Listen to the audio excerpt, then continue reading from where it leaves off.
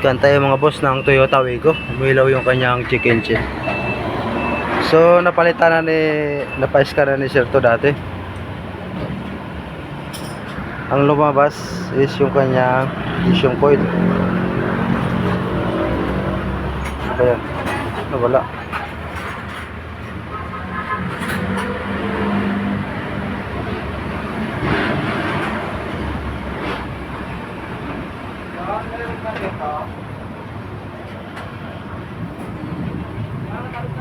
No, binkod.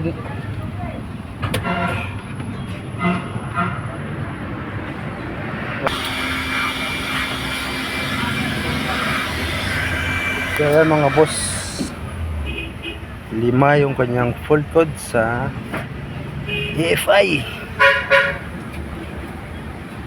So babasahin natin yan pagka natapos. So ayan, cylinder number 3, injector system malfunction, misfire. Number 3, number 2, dami mga boss. So ayan o. So burahin natin.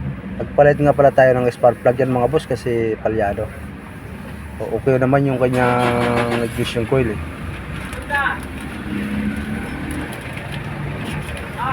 So ayan, nabura na natin.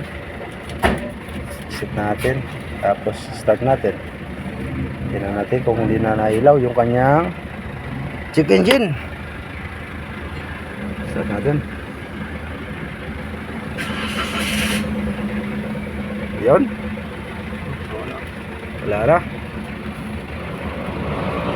RPM nya okay naman. Hindi naman bagsak.